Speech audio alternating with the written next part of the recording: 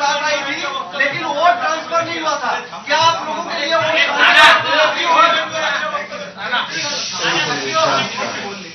हिंदी में बोल दीजिए। आपने मैनिफेस्टो की बात की, तो जो कांग्रेस ने जो मैनिफेस्टो डिक्लेयर किया वो सर्वसमावेश है। जैसे उद्धव जी ने कहा कि जो भी राज्य के कोई मुद्दे हो आवश्यकता उसको आवश्यकता के आधार पर हम लोग भी ज्वाइंटली यहाँ पर एक करेंगे। उसमें आशा वर्कर हो, आंगनवाड़ी वर्कर हो या मध्याह्न भोजन पकाने वाली महिला हो, सबको दुगनी आय उसमें करके देने की बात हुई है। 1 लाख रुपए जो गरीब महिला है उसको हर साल में देने का एक निर्णय हमने किया है। जो देश में इन लोगों ने बेरोजगारी के लिए बेरोजगार का देश बनाया है, उसमें 30 लाख जो अभी नौकरियां बाकी है उसको केंद्र सरकार की वो तुरंत भरी जाएगी।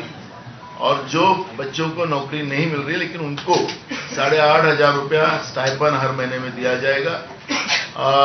और उनको उद्योगपति बनाने के लिए उनको 5,000 करोड़ रुपए का एक फंड जमा करके उन लोगों को उनको उद्योगपति बनाने का एक कोशिश वहां पे की जाएंगी। तो जिस तरह से किसानों के हित में जो एमएसपी का कानून, जो सबसे बड़ा इश्यू था, एमएसपी का कानून बनाने की बात हुई है।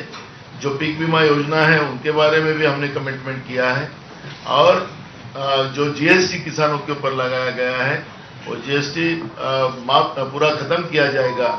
तो जो 5 मुद्दे लेके काम मजदूरों के लिए, युवाओं के लिए, महिलाओं के लिए, किसानों के लिए, सामाजिक न्याय के लिए जिस तरह से हमारा जो मैनिफेस्टो आया है उसमें जो भी, जैसे अभी पुरानी पेंशन का इशू है, वो पुरानी पेंशन का भी इशू हमारे राज्य के हम जो ये निकालेंगे अपना जाहिरनामा, उसमें हमारा पुराने पेंशन का भी इशू आएगा और सबको न्याय देने का। और लोग बीजेपी वाले हमको पूछते कि पैसे कहां से लाएंगे, इसमें हमें 2 लाख करोड़ रुपया साल का लगेगा। इन लोगों ने तो 16.5 लाख करोड़ का कर्जा मुट्ठी भर उद्योगपति का माफ किया है।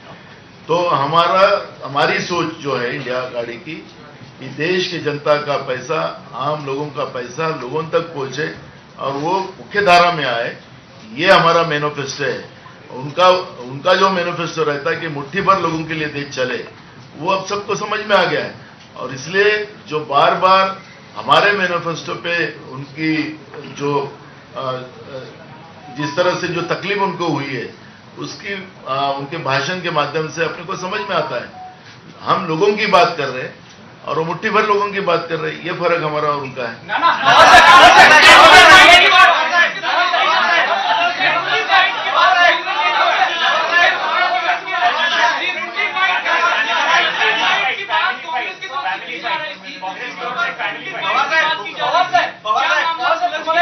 आपण जाहीरनाम्याची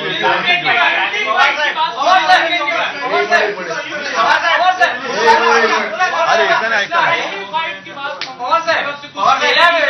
राज ठाकरे हे भाजपसोबत गेला होते, अप्रत्यक्षपणे ते विरोधी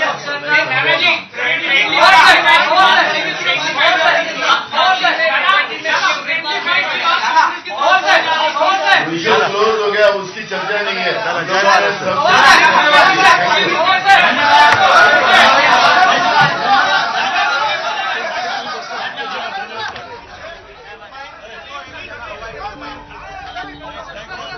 महाविकास आघाडीला राज्यामध्ये भरघोस यश मिळेल असा विश्वास व्यक्त करण्यात आलेला आहे। उत्तर मुंबईची जागा ही आता काँग्रेसला सोडली आहे, तर इंडिया आघाडीचा जाहीरनामा देखील लवकरच बाहेर येईल आणि मग याला राज्यात भरघोस यश मिळेल असं उद्धव ठाकरे यांनी म्हटलेलं आहे।